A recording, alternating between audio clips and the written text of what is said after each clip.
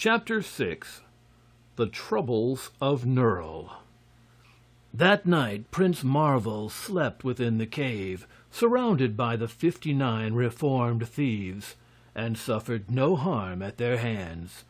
In the morning, accompanied by his esquire, Nerle, who was mounted upon a spirited horse brought him by Wool Takim, he charged the honest men to remember their promises, bade them good-bye, and set out in search of further adventure. As they left the clearing by the narrow passage that led between the overhanging rocks, the prince looked back and saw that the sign above the gate of the cave, which had told of the thieves' treasure house, had been changed. It now read as follows: Wool Takim, King of Honest Men. His pleasure house. Walk in. "That is much better," laughed the prince. "I accomplished some good by my adventure, anyway." Nerle did not reply. He seemed especially quiet and thoughtful as he rode by his master's side. And after they had traveled some distance in silence, Prince Marvel said: "Tell me how you came to be in the Cave of Thieves, and perched upon the casks where I found you." "It is a sad story," returned Nerle with a sigh. "But since you request me to tell it, the tale may serve to relieve the tedium of your journey. My father is a mighty baron, very wealthy, and with a heart so kind that he has ever taken pleasure in thrusting on me whatever gift he could think of. I had not a single desire unsatisfied, for before I could wish for anything, it was given to me. My mother was much like my father. She and her women were always making jams, jellies, candies, cakes, and the like for me to eat, so I never knew the pleasure of hunger. My clothes were the gayest satins and velvets, richly made and sewn with gold and silver braid, so it was impossible to wish for more in the way of apparel. They let me study my lessons whenever I felt like it, and go fishing or hunting as I pleased, so I could not complain that I was unable to do just as I wanted to. All the servants obeyed my slightest wish. If I wanted to sit up late at night, no one objected. If I wished to lie in bed until noon, they kept the house quiet so as not to disturb me. This condition of affairs, as you may imagine, grew more and more tedious and exasperating the older I became. Try as I might, I could find nothing to complain of. I once saw the son of one of our servants receive a flogging, and my heart grew light. I immediately begged my father to flog me, by way of variety, and he, who could refuse me nothing, at once consented.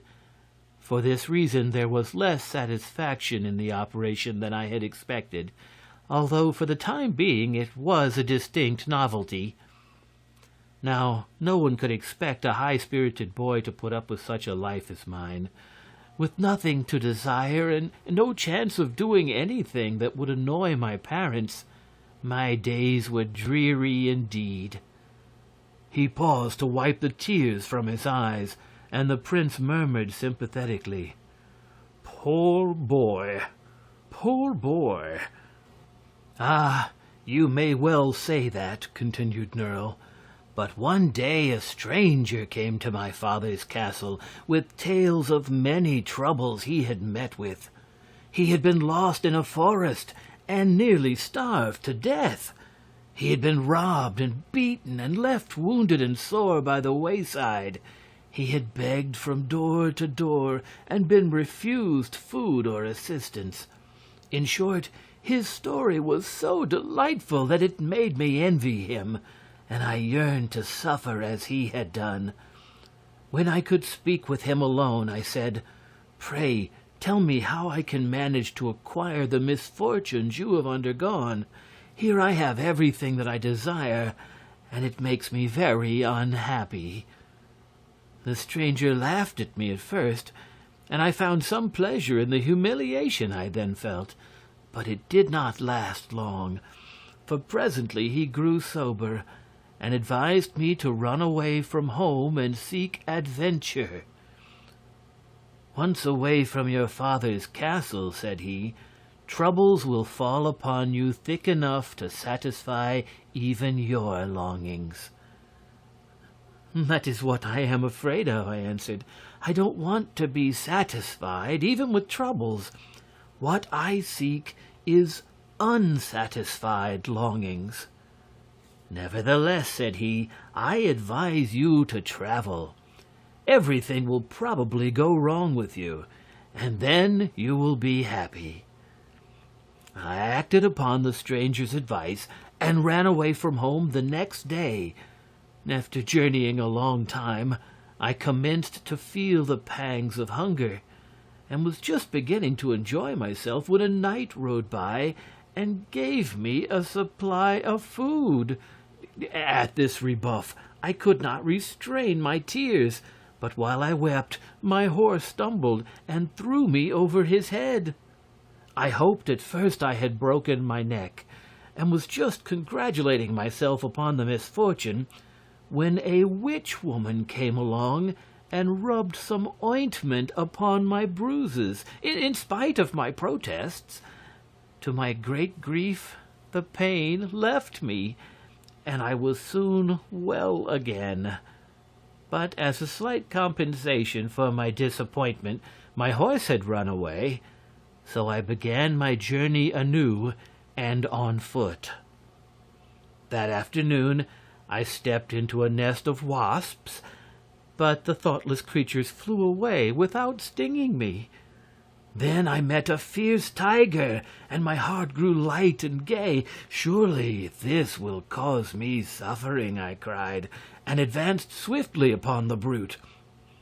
But the cowardly tiger turned tail and ran to hide in the bushes, leaving me unhurt. Of course, my many disappointments were some consolation, but not much. That night I slept on the bare ground and hoped I should catch a severe cold, but no such joy was to be mine. Yet the next afternoon I experienced my first pleasure. The thieves caught me, stripped off all my fine clothes and jewels, and beat me well. Then they carried me to their cave, dressed me in rags, and perched me on the top of the casks, where the slightest movement on my part would send me tumbling among the sword points. Oh, this was really delightful, and I was quite happy until you came and released me. I thought then that I might gain some pleasure by provoking you to anger, and our fight was the result. Oh, that blow on the ear was exquisite, and by forcing me to become your servant, you have made me, for the first time in my life, almost contented, for I hope in your company to experience a great many griefs and disappointments." As Nerle concluded his story, Prince Marvel turned to him and grasped his hand. "Accept my sympathy," said he. "I know exactly how you feel, for my own life during the past few centuries has not been much different." "The past few centuries?" gasped Nerle. "What do you mean?" At this the prince blushed, seeing he had nearly disclosed his secret. But he said quickly, "Does it not seem centuries when one is unhappy?" "It does, indeed," responded Nerle earnestly. "But please, tell me your story." "Not now," said Prince Marvel with a smile. "It will please you to desire in vain to hear a tale I will not tell. Yet I promise that on the day we part company, I shall inform you who I am." Chapter 7: The Gray Men. The adventurers gave no heed to the path they followed after leaving the cave of the reformed thieves, but their horses accidentally took the direction of the foothills, that led into the wild interior kingdom of Spore. Therefore the travelers, when they had finished their conversation and begun to look about them, found themselves in a rugged, mountainous country that was wholly unlike the green plains of Heg they had left behind. Now, as I have before said, the most curious and fearful of the island people dwelt in this kingdom of Spore. They held no friendly communication with their neighbors, and only left their own mountains to plunder and rob, and so sullen and fierce were they on these occasions that everyone took good care to keep out of their way until they had gone back home again. There was much gossip about the unknown king of Spore, who had never yet been seen by anyone except his subjects, and some thought he must be one of the huge giants of Spore, and others claimed that he was a dwarf, like his tiny but ferocious dart-slingers, and still others imagined him one of the barbarian tribe, or a fellow to the terrible Gray Men. But of course no one knew positively, and all these guesses were very wide of the mark. The only certainty about this king was that his giants, dwarfs, barbarians, and Gray Men meekly acknowledged his rule and obeyed his slightest wish. For though they might be terrible to others, their king was still more terrible to them.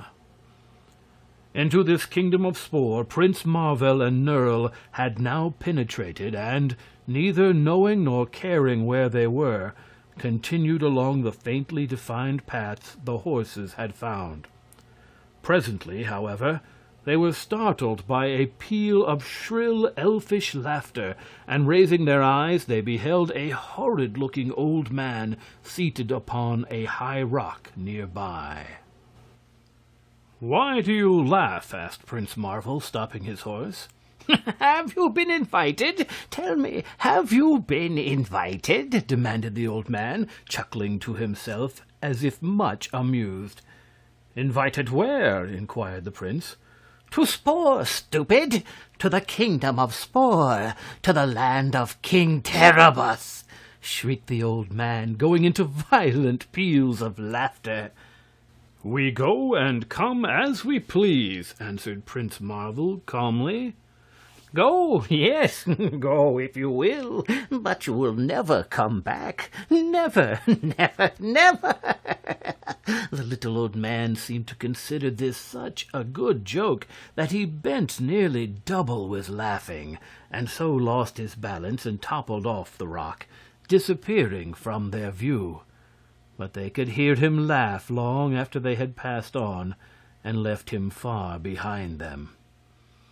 "A strange creature!" exclaimed the prince thoughtfully. "But perhaps he speaks truth," answered Nerle.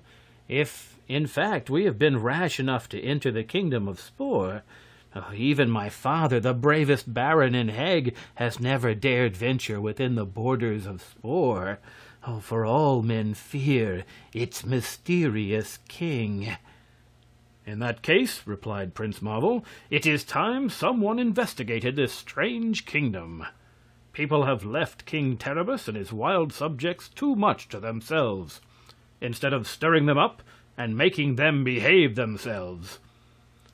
Nerle smiled at this speech. "They are the fiercest people on the Enchanted Island," said he, "and there are thousands upon thousands who obey this unknown king. But if you think we dare defy them, I am willing to go on. Perhaps our boldness will lead them into torturing me or starving me to death. At the very least, I ought to find much trouble and privation in the kingdom of Spore." "Time will determine that," said the prince cheerfully. They had now ridden into a narrow defile of the mountains, the pathway being lined with great fragments of rock. Happening to look over his shoulder, Prince Marvel saw that, as they passed these rocks, a man stepped from behind each fragment and followed after them, their numbers thus constantly increasing until Hundreds were silently treading in the wake of the travelers. These men were very peculiar in appearance, their skins being as gray as the rocks themselves, while their only clothing consisted of gray cloth tunics belted around the waists with bands of gray foxhide. They bore no weapons, except that each was armed with a fork, having 3 sharp tines 6 inches in length, which the gray men carried stuck through their foxhide belts. Nerle also looked back and saw the silent throng following them, and the sight sent such a cold shiver creeping up his spine that he smiled with pleasure. There was no way to avoid the gray men, for the path was so narrow that the horsemen could not turn aside. But Prince Marvel was not disturbed, and seemed not to mind being followed, so long as no one hindered his advance.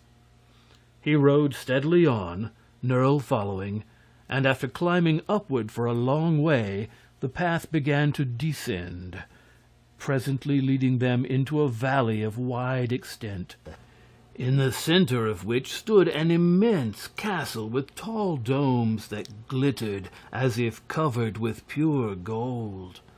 A broad roadway paved with white marble reached from the mountain pass to the entrance of this castle, and on each side of this roadway stood lines of monstrous giants, armed with huge axes thrust into their belts and thick oak clubs studded with silver spikes, which were carried over their left shoulders. The assembled giants were as silent as the gray men, and stood motionless while Prince Marvel and Nerle rode slowly up the marble roadway. But all their brows were scowling terribly, and their eyes were red and glaring, as if they were balls of fire. "I begin to feel very pleasant," said Nerle, "for surely we shall not get away from these folks without a vast deal of trouble. They do not seem to oppose our advance, but it is plain they will not allow us any chance of retreat." "We do not wish to retreat," declared the prince. Nerle cast another glance behind and saw that the gray men had halted at the edge of the valley, while the giants were closing up as soon as the horses passed them, and now marched in close file in their rear. "It strikes me," he muttered softly, "that this is like to prove our last adventure." But although Prince Marvel might have heard the words, he made no reply, being evidently engaged in deep thought. As they drew nearer the castle, it towered above them like a veritable mountain, so big and high was it, and the walls cast deep shadows far around, as if twilight had fallen. They heard the loud blare of a trumpet sounding far up on the battlements. The portals of the castle suddenly opened wide, and they entered a vast courtyard paved with plates of gold. Tiny dwarves, so crooked that they resembled crabs, rushed forward and seized the bridles of the horses, while the strangers slowly dismounted and looked around them. While the steeds were being led to the stables, an old man, clothed in a flowing robe, as white in color as his beard, bowed before Prince Marvel, and said in a soft voice, "Follow me." The prince stretched his arms, yawned as if tired with his ride, and then glared upon the old man with an expression of haughty surprise. "I follow no one," said he, proudly. "I am Prince Marvel, sirrah, and if the owner of this castle wishes to see me, I shall receive him here, as befits my rank and station." The man looked surprised, but only bowed lower than before. "It is the king's command," he answered. "The king?" "Yes. You are in the castle of King Terribus, the lord and ruler of Spore." "That is different," remarked the prince lightly. "Still, I will follow no man. Point out the way, and I will go to meet his majesty." The old man extended a lean and trembling finger toward an archway. Prince Marvel strode forward, followed by Nerle, and passing under the arch, he threw open a door at the far end and boldly entered the throne room of King Terribus. Chapter 8. The Fool Killer. The room was round, with a dome at the top. The bare walls were of gray stone, with square open windows set full 20 feet from the floor. Rough gray stone also composed the floor, and in the center of the room stood one great rock, with a seat hollowed in its middle. This was the throne, and round about it stood a swarm of men and women dressed in rich satins, velvets, and brocades, brilliantly ornamented with gold and precious stones. The men were of many shapes and sizes, giants and dwarves being among them. The women all seemed young and beautiful. Prince Marvel cast but a passing glance at this assemblage, for his eye quickly sought the rude throne on which was seated King Terribus. The personal appearance of this monster was doubtless the most hideous known in that age of the world. His head was large and shaped like an egg. It was bright scarlet in color, and no hair whatever grew upon it. It had 3 eyes, one in the center of his face, one on the top of his head, and one in the back. Thus he was always able to see in every direction at the same time. His nose was shaped like an elephant's trunk, and swayed constantly from side to side. His mouth was very wide, and had no lips at all, 2 rows of sharp and white teeth being always plainly visible beneath the swaying nose. King Terribus, although surrounded by so splendid a court, wore a simple robe of gray cloth, with no ornament or other finery, and his strange and fearful appearance was strongly contrasted with the glittering raiment of his courtiers and the beauty of his ladies-in-waiting. When Prince Marvel, with Nerle marching close behind, entered the great room, Terribus looked at him sharply a moment, and then bowed. And when he bowed, the eye upon the top of his head also looked sharply at the intruders. Then the king spoke, his voice sounding so sweet and agreeable that it almost shocked Nerle, who had expected to hear a roar like that from a wild beast. "Why are you here?" asked Terribus. "Partly by chance and partly from curiosity," answered Prince Marvel. "No one in this island except your own people had ever seen the king of Spore, so, finding myself in your country, I decided to come here and have a look at you." The faces of the people who stood about the throne wore frightened looks at the unheard-of boldness of this speech to their terrible monarch. But the king merely nodded and inquired, "Since you have seen me, what do you think of me?" "I am sorry you asked that question," returned the prince, "for I must confess you are a very frightful-looking creature, and not at all agreeable to gaze upon." "You are honest as well as frank," exclaimed the king. "But that is the reason I do not leave my kingdom, as you will readily understand. And that is the reason I never permit strangers to come here, under penalty of death. So long as no one knows the King of Spore is a monster, people will not gossip about my looks. and I am very sensitive regarding my personal appearance. You will perhaps understand that if I could have chosen, I should have been born beautiful instead of ugly. I certainly understand that, and permit me to say I wish you were beautiful. I shall probably dream of you for many nights," added the prince. "Not for many," said King Terribus quietly. "By coming here, you have chosen death, and the dead do not dream." "Why should I die?" inquired Prince Marvel curiously. "Because you have seen me.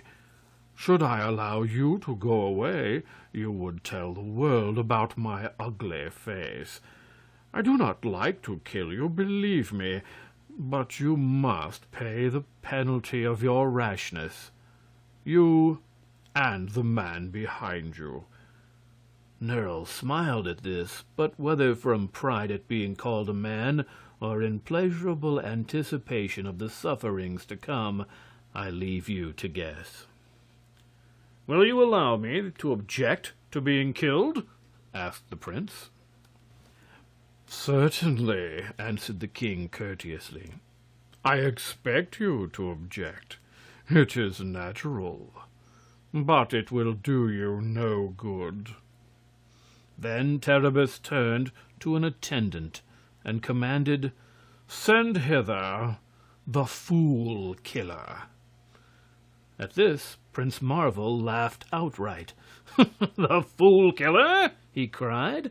"Surely your majesty does me little credit. Am I, then, a fool?" "You entered my kingdom uninvited," retorted the king. "And you tell me to my face I am ugly. Moreover, you laugh when I condemn you to death. From this, I conclude the Fool Killer is the proper one to execute you. Behold!"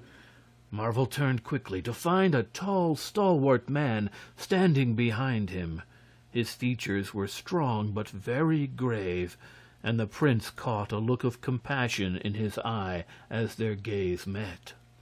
His skin was fair and without blemish.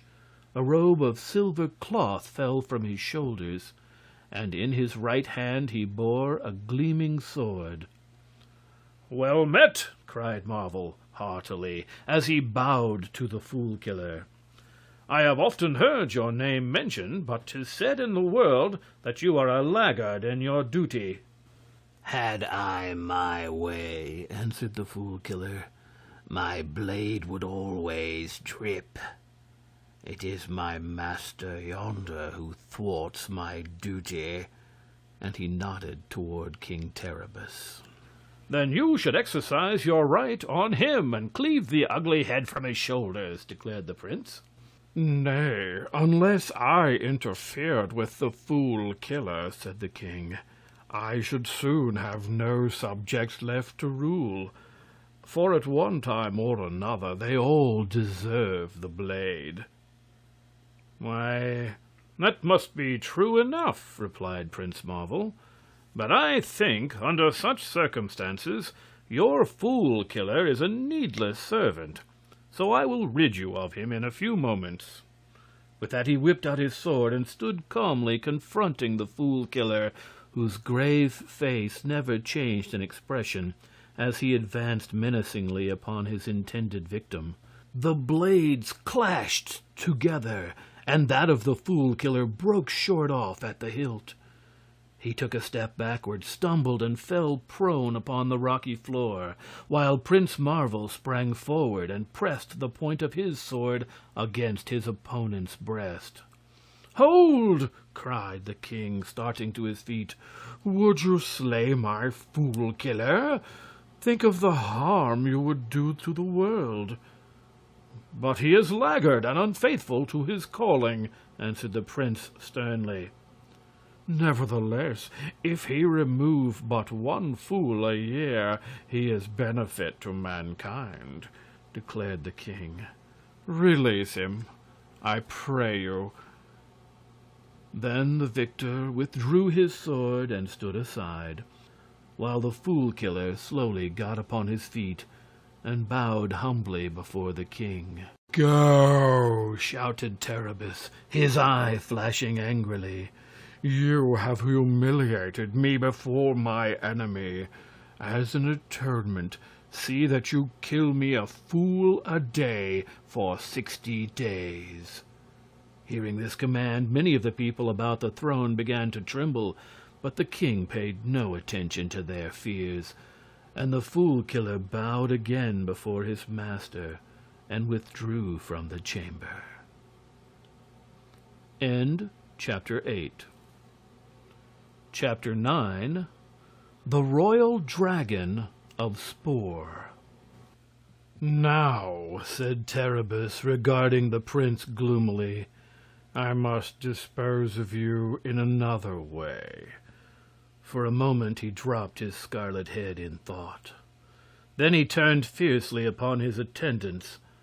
"Let the wrestler come forward," he shouted, as loudly as his mild voice would carry. Instantly a tall blackamoor advanced from the throng and cast off his flowing robe, showing a strong figure clad only in a silver loincloth. "Crack me this fellow's bones," commanded Terribus. "I beg your majesty will not compel me to touch him," said Prince Marvel with a slight shudder, "for his skin is greasy and will soil my hands. Here, Nerl," he continued, turning to his esquire, "dispose of this black man and save me the trouble." Nerl laughed pleasantly. The black was a powerfully built man, and compared with Nerl and the prince, who had but the stature of boys, he towered like a very giant in size. Nevertheless, Nerl did not hesitate to spring upon the wrestler, who with a quick movement sent the boy crashing against the stone pavement. Nerl was much bruised by the fall, and as he painfully raised himself to his feet a great lump was swelling behind his left ear, where his head had struck the floor, and he was so dizzy that the room seemed swimming around him in a circle. But he gave a happy little laugh and said to the prince gratefully, "Thank you very much, my master. The fall is hurting me delightfully. I almost feel as if I could cry, and that would be joy indeed." "Well," answered the prince with a sigh, "I see I must get my hands greased after all," for the black's body had really been greased to enable him to elude the grasp of his opponents. But Marvel made a quick leap and seized the wrestler firmly around the waist. The next moment, to the astonishment of all, the black man flew swiftly into the air, plunged through one of the open windows high up in the wall, and disappeared from view. When the king and his people again turned their wondering eyes upon the prince, he was wiping his hands carefully upon a silk handkerchief. At this sight, a pretty young girl who stood near the throne laughed aloud, and the sound of her laughter made King Terribus very angry. "Come here," he commanded sternly. The girl stepped forward, her face now pale and frightened, while teardrops trembled upon the lashes that fringed her downcast eyes. "You have dared to laugh at the humiliation of your king," said Terribus, his horrid face more crimson than ever, "and as atonement, I command that you drink of the poisoned cup." Instantly a dwarf came near, bearing a beautiful golden goblet in his crooked hands. "Drink!" he said, an evil leer upon his face. The girl well knew this goblet contained a vile poison, one drop of which on her tongue would cause death. So she hesitated, trembling and shrinking from the ordeal. Prince Marvel looked into her sweet face with pitying eyes, and stepped quickly to her side, took her hand in his. "Now drink," he said, smiling upon her. "The poison will not hurt you."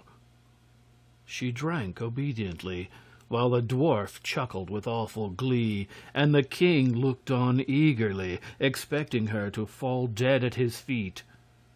But instead the girl stood upright and pressed Marvel's hand, looking gratefully into his face. "You are a fairy," she whispered, so low that no one else heard her voice. "I knew that you would save me." "Keep my secret," whispered the prince in return, and still holding her hand he led her back to her former place. King Terribus was almost wild with rage and disappointment, and his elephant nose twisted and squirmed horribly. "So you dare to thwart my commands, do you?" he cried excitedly. "Well, we shall soon see which of us is the more powerful. I have decreed your death, and die you shall." For a moment his eye roved around the chamber uncertainly. Then he shouted suddenly, "Ho there, keepers of the royal menagerie! Appear!" 3 men entered the room and bowed before the king. They were of the Gray Men of the mountains, who had followed Prince Marvel and Nerle through the rocky passes. "Bring hither the royal dragon," cried the king, "and let him consume these strangers before my very eyes." The men withdrew, and presently was heard a distant shouting, followed by a low rumbling sound, with groans, snorts, roars, and a hissing like steam from the spout of a tea kettle. The noise and shouting drew nearer, while the people huddled together like frightened sheep. And then suddenly the doors flew open, and the royal dragon advanced to the center of the room. This creature was at once the pride and terror of the kingdom of Spore. It was more than 30 feet in length, and covered everywhere with large green scales set with diamonds, making the dragon, when it moved, a very glittering spectacle. Its eyes were as big as pie plates, and its mouth, when wide opened, fully as large as a bathtub. Its tail was very long and ended in a golden ball, such as you see on the top of flagstaffs. Its legs, which were as thick as those of an elephant, had scales which were set with rubies and emeralds. It had 2 monstrous big ears and 2 horns of carved ivory, and its teeth were also carved into various fantastic shapes, such as castles, horses' heads, Chinamen, and griffins, so that if any of them broke, it would make an excellent umbrella handle. The royal dragon of Spore came crawling into the throne room rather clumsily, groaning and moaning with every step and waving its ears like 2 blankets flying from a clothesline. The king looked on it and frowned. "Why are you not breathing fire and brimstone?" he demanded angrily. "Why, I was caught out in a gale the other night," returned the dragon, rubbing the back of its ear with its left front paw, as it paused and looked at the king, "and the wind put out my fire." "Then why didn't you light it again?" asked Terribus, turning on the keepers. We were out of matches, your majesty," stammered the trembling Gray Men. "So ho!" yelled the king, and was about to order the keepers beheaded. But just then Nerle pulled out his matchbox, lit one of the matches, and held it in front of the dragon's mouth. Instantly the creature's breath caught fire, and it began to breathe flames a yard in length. "Oh, that's better," sighed the dragon contentedly. "I hope your majesty is now satisfied." "No, I am not satisfied," declared King Terribus. "Why do you not lash your tail?" I can't do that," replied the dragon. "It's all stiffened up with rheumatism from the dampness in my cave. It hurts too much to lash it." "Well, then, gnash your teeth." "Tut, answered the dragon mildly. "I can't do that neither, for since you had them so beautifully carved, it makes my teeth ache to gnash them." "Well, then, what are you good for?" cried the king in a fury. Oh, well, don't I look awful? Am I not terrible to gaze on? Inquired the dragon proudly, as it breathed out red and yellow flames and made them curl in circles around its horns. I guess there's no need for me to suggest terror to anyone that happens to see me, it added, winking one of the pie-plate eyes at King Terribus. The king looked at the monster critically, and it really seemed to him that it was a frightening thing to behold, so he curbed his anger and said, in his ordinary sweet voice, "I have called you here to destroy these two strangers." "How?" asked the dragon, looking upon Prince Marvel and Nurl with interest. "I am not particular," answered the king. "You may consume them with your fiery breath, or smash them with your tail, or grind them to atoms between your teeth, or tear them to pieces with your claws. Only do hurry up and get it over with." Said the dragon thoughtfully, as if it didn't relish the job. "This one isn't St. George, is it?" "No, no!" exclaimed the king irritably. "It's Prince Marvel. Do get to work as soon as possible." "Prince Marvel? Prince Marvel," repeated the dragon. "Why, there isn't a prince in the whole world named Marvel. I'm pretty well posted on the history of royal families, you know. I'm afraid he's St. George in disguise." "Isn't your name Prince Marvel?" inquired the king, turning to the boyish-looking stranger. "It is," answered Marvel. "Well, it's mighty strange. I've never heard of you," persisted the dragon. "But tell me, please, how would you prefer to be killed?" "Oh, I'm not going to be killed at all," replied the prince, laughing. "Did you hear that, Terribus?" asked the dragon, turning to the king. "He says he isn't going to be killed." "But I say he is," cried Terribus. "I have decreed his death." "But do you suppose I'm going to kill a man against his will?" inquired the dragon in a reproachful voice. "And such a small man, too. Do you take me for a common assassin or a murderer?" "Do you intend to obey my orders?" roared the king. "No, I don't, and that's flat," returned the dragon sharply. "It's time for me to take my cough medicine, so if you've nothing more to say, I'll go back to my cave."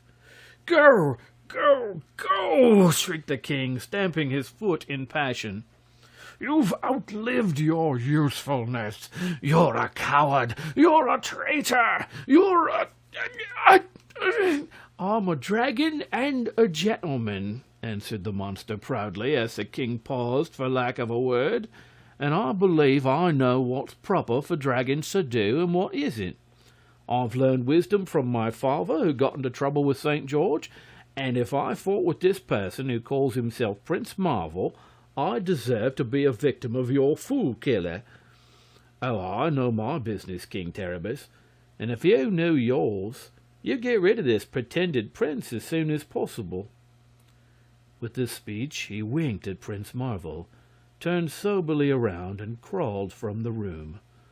One of the keepers got too near, and the dragon's breath set fire to his robe, the flames being with difficulty extinguished, and the gold ball on the end of the dragon's tail struck a giant upon his shins and made him dance and howl in pain. But aside from these slight accidents, the monster managed to leave the throne room without undue confusion, and everyone, including the king, seemed glad to be rid of him. Chapter 10. Prince Marvel wins his fight. When the door had closed on the royal dragon, King Terribus turned again to Prince Marvel, while his crimson face glowed with embarrassment, and his front eye rolled with baffled rage as he thought how vain had been all his efforts to kill this impudent invader of his domains. But his powers were by no means exhausted. He was a mighty king, the mightiest of all in the Enchanted Island, he believed, and ways to destroy his enemies were numerous. "Send for 100 of my gray men," he suddenly cried, and a courtier ran at once to summon them. The Gray Men would obey his orders without question, he well knew. They were silent, stubborn, quick, and faithful to their king. Terribus had but to command, and his will would be obeyed.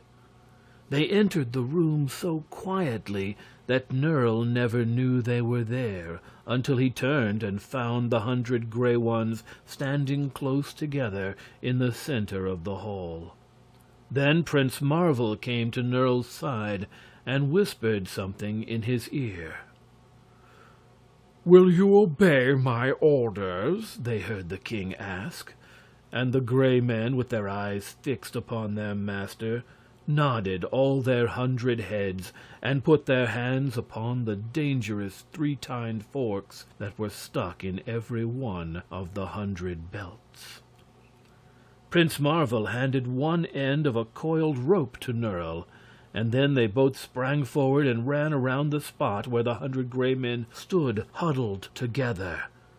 Then they were pulled closer together than before, closer and still closer, for the prince and Nerle had surrounded them with the rope and were tying the two ends together in a tight knot.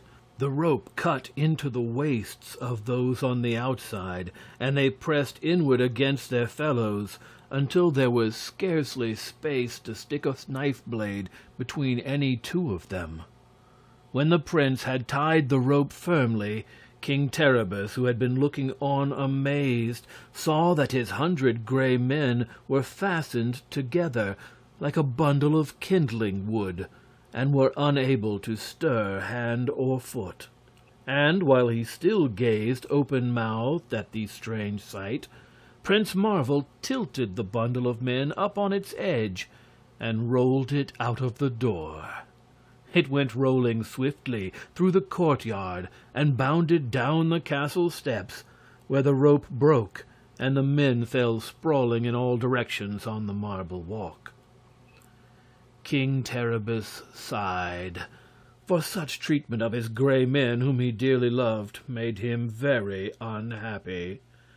But more than ever was he resolved to kill these impudent strangers, who, in the very heart of his kingdom, where thousands bowed to his will, dared openly defy his power. So, after a moment's thought, Terribus beckoned to a dwarf who, robed in gay and glittering apparel, stood near his throne. "Summon the royal dart-slingers," he said with a scowl. The little man bowed and hastened away, to return presently with 20 curiously crooked dwarfs, each armed with a sling and a quiver full of slender, sharp-pointed darts. "Slay me these strangers!" exclaimed the king in his gruffest voice.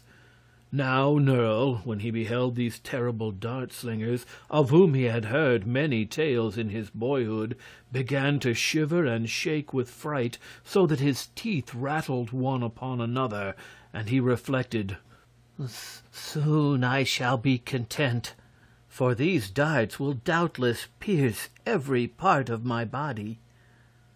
The dwarves formed a line at one side of the gloomy throne-room, and Prince Marvel, who had been earnestly regarding them, caught Nerle by the arm and led him to the opposite wall. "Stand close behind me, and you will be safe," he whispered to his esquire.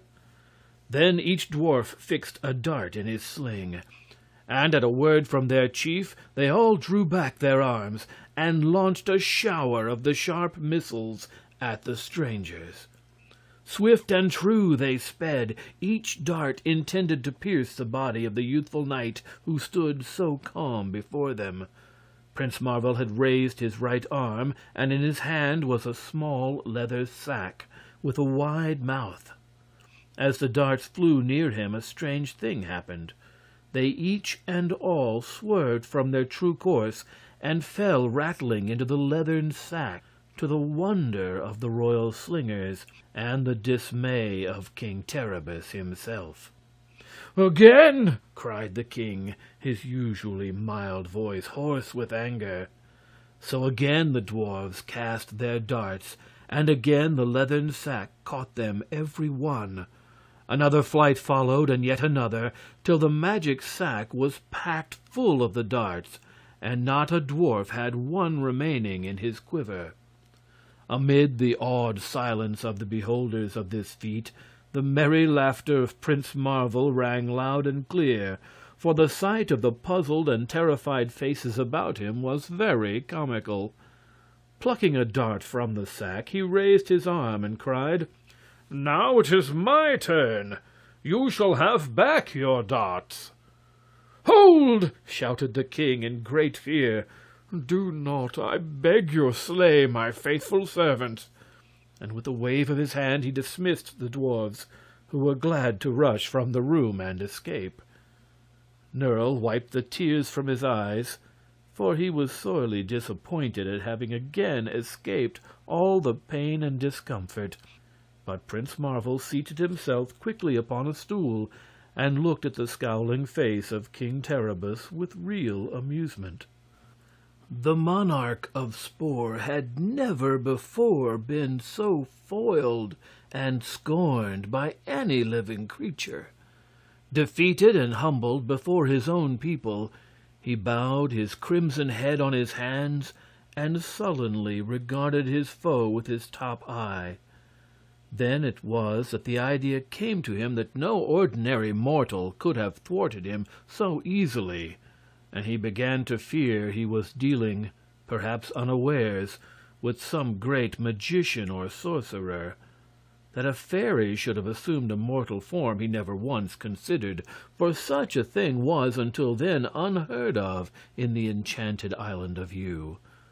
But with the knowledge that he had met his master, whoever he might prove to be, and that further attempts upon the stranger's life might lead to his own undoing, King Terribus decided to adopt a new line of conduct, hoping to accomplish by stratagem what he could not do by force.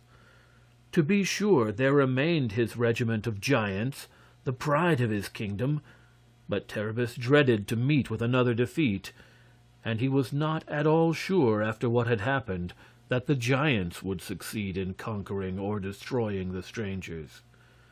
After all, he thought, my only object in killing them was to prevent their carrying news of my monstrous appearance to the outside world. So, if I can but manage to keep them forever in my kingdom, it will answer my purpose equally well. As the result of this thought, he presently raised his head and spoke to Prince Marvel in a quiet and even cheerful voice. "Enough of these rude and boisterous games," said he, with a smile that showed his white teeth in a repulsive manner. "They may have seemed to my people an ill welcome to my good friend Prince Marvel, yet they were only designed to show the powers of the mighty magician who has become my guest. Oh, nay, do not deny it, Prince. From the first I guessed your secret, and to prove myself right, I called my servants to oppose you, being sure they could not do you an injury. But no more of such fooling, and pray forgive my merry game at your expense. Henceforth we shall be friends, and you are heartily welcome to the best my kingdom affords." With this speech, Terribus stepped down from his throne and approached Prince Marvel with outstretched hand. The prince was not at all deceived, but he was pleased to see how cunningly the king excused his attempts to kill him. So he laughed and touched the hand Terribus extended, for this fairy prince seemed to have no anger against any mortal who ventured to oppose him. The strangers were now conducted with every mark of respect to a beautiful suite of apartments in the castle, wherein were soft beds with velvet spreads, marble baths with perfumed waters, and a variety of silken and brocaded costumes from which they might select a change of raiment. No sooner had they bathed and adorned themselves fittingly than they were summoned to the king's banquet hall, being escorted thither by 12 young maidens bearing torches with lavender-colored flames. The night had fallen upon the mountains outside, but the great banquet hall was brilliant with the glow of 1,000 candles, and seated at the head of the long table was King Terribus. Yet here, as in the throne room, the ruler of Spor was dressed in simplest garments, and his seat was a rough block of stone.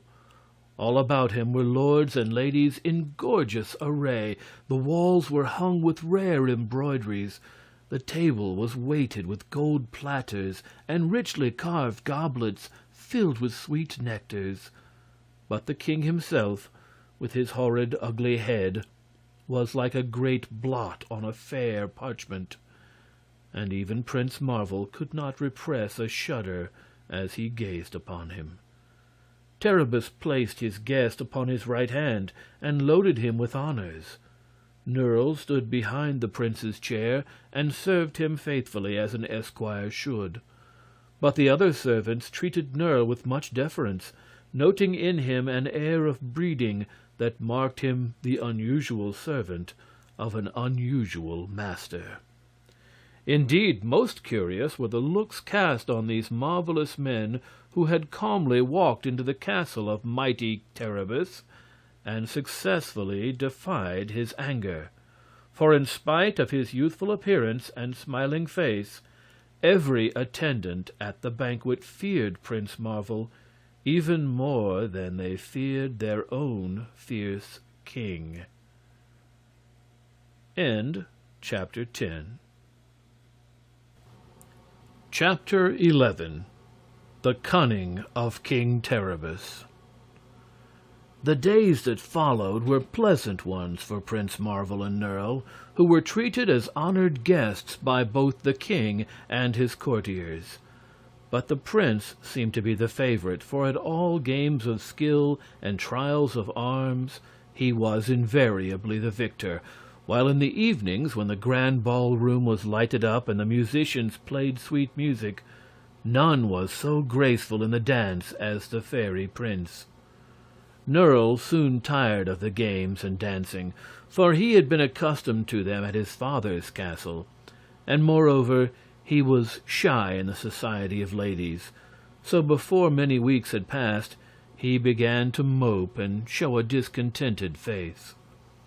One day the prince noticed his esquire's dismal expression of countenance, and asked the cause of it. "Why," said Nerle, "here I have left my home to seek worries and troubles, and have found but the same humdrum life that existed at my father's castle. Here our days are made smooth and pleasant, and there is no excitement or grief whatever. You have become a carpet knight, Prince Marvel, and think more of bright eyes than of daring deeds. So if you will release me from your service, I will seek further adventures." "Nay," returned the prince, "we will go together, for I too am tired of this life of pleasure." So next morning Marvel sought the presence of King Terribus and said, "I have come to bid your majesty adieu, for my esquire and I are about to leave your dominions."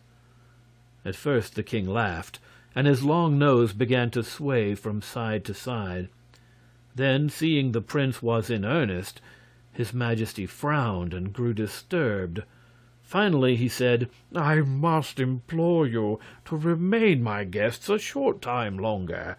No one has ever before visited me in my mountain home, and I do not wish to lose the pleasure of your society so soon." "Nevertheless, we must go," answered the prince briefly. "Are you not contented?" asked Terribus. "Ask whatever you may desire, and it shall be granted you." "We desire adventures amid new scenes," said Marvel, "and these you cannot give us, except my permission to depart."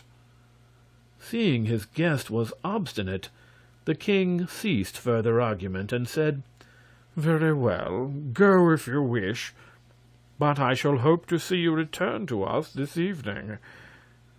The prince paid no heed to this peculiar speech, but left the hall and hurried to the courtyard of the castle, where Nerle was holding the horses in readiness for their journey.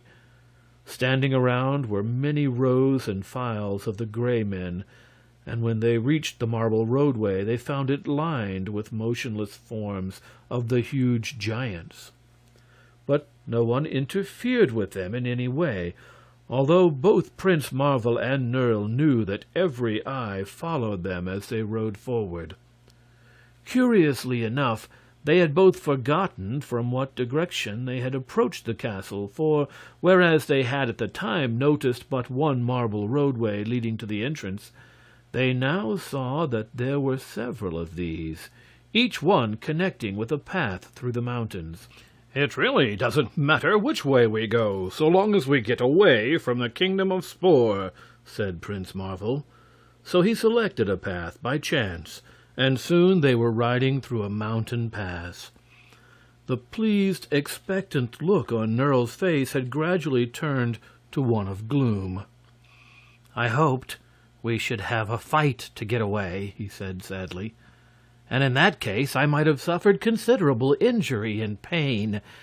But no one has injured us in any way, and perhaps King Terribus is really glad to be rid of us." "With good reason, too, if such is the case," laughed Marvel. "For mark you, Nerle, the king has discovered we are more powerful than he is, and had he continued to oppose us, we might have destroyed his entire army." On they rode through the rough hill paths, winding this way and that, until they lost all sense of the direction in which they were going. "Never mind," said the prince. "So long as we get farther and farther away from the ugly Terribus, I shall be satisfied." "Perhaps we are getting into more serious danger than ever," answered Nerle, brightening. "One of the giants told me the other day that near the foot of these mountains is the kingdom of the High Ki of Twi." "Who is the High Ki of Twi?" asked Prince Marvel. "No one knows," answered Nerle. "And what is the kingdom of Twi like?" "No one knows that," answered Nerle. "Then," returned the prince with a smile, "if by chance we visit the place, we shall know more than anyone else." At noon they ate luncheon by the wayside, Nerle having filled his pouch by stealth at the breakfast table. There were great fragments of rock lying all about them, and the sun beat down so fiercely that the heat reflected from the rocks was hard to bear. So the travelers did not linger over their meal, but remounted and rode away as soon as possible. When the sun began to get lower in the sky, the rocks beside the path threw the riders into shadow, so that their journey became more pleasant. They rode along, paying little attention to the way, but talking and laughing merrily together until it began to grow dark. "Does this path never end?" asked Prince Marvel suddenly. "We ought to reach some place where men dwell before long, else we shall be obliged to spend the night among these rocks." "And then, perhaps, the wolves will attack us," said Nerle cheerfully, "and tear us into pieces with their sharp teeth and claws." But even as he spoke, they rode around a turn in the path and saw a sight that made them pause in astonishment, for just before them rose the castle of King Terribus, and along both sides of the marble walk leading up to it were ranged the lines of giants, exactly as they had stood in the morning. Nerle turned around in his saddle. Sure enough, there were the Gray Men in the rear, stepping from behind every boulder and completely filling the rocky pathway. "Well, what shall we do?" asked the esquire. "Fight?" "No, indeed," returned Prince Marvel, laughing at his friend's eager face. It appears the path we chose winds around in a circle, and so has brought us back to our starting point. So we must make the best of a bad blunder and spend another night with our ugly friend, King Terribus." They rode forward through the rows of giants to the castle, where the ever-courteous servants took their horses and escorted them to their former handsome apartments with every mark of respect. No one seemed in the least surprised at their speedy return, and this fact at first puzzled Nerle, and then made him suspicious. After bathing and dusting their clothing, they descended to the banquet hall, where King Terribus sat upon his gray stone throne and welcomed them with quiet courtesy. The sight of the king's crimson skin and deformed face sent a thrill of repugnance through Prince Marvel, and under the impulse of a sudden thought he extended his hand towards Terribus and whispered a magic word which was unheard by any around him. Nerle did not notice the prince's swift gesture, nor the whispered word, but he was staring straight at Terribus at the time, and he saw with surprise the eye on the top of the king's head move down toward his forehead, and the eye in the center of his forehead slide slightly toward the left, and the elephant-like nose shrink and shorten at the same time. Also, it seemed to him that the king's skin was not so crimson in color as before, and that a thin growth of hair had covered his head. However, no one else appeared to notice any change, least of all Terribus, so Nerle seated himself at the table and began to eat. "It was very kind of you to return so soon to my poor castle," said the king to Prince Marvel in his sweet voice. "We could not help it," laughed the prince in reply, "for the road wound right and left until we knew not which way we traveled, and then it finally circled around again to your castle. But tomorrow we shall seek a new path and bid you farewell forever." "Still," remarked the king gravely, "should you again miss your way, I shall be glad to welcome your return." The prince bowed politely by way of reply, and turned to address the little maiden he had once saved from death by poison. And so, in feasting and dancing and laughter, the evening passed pleasantly enough to the prince, and it was late when he called Nerle to attend him to their apartment.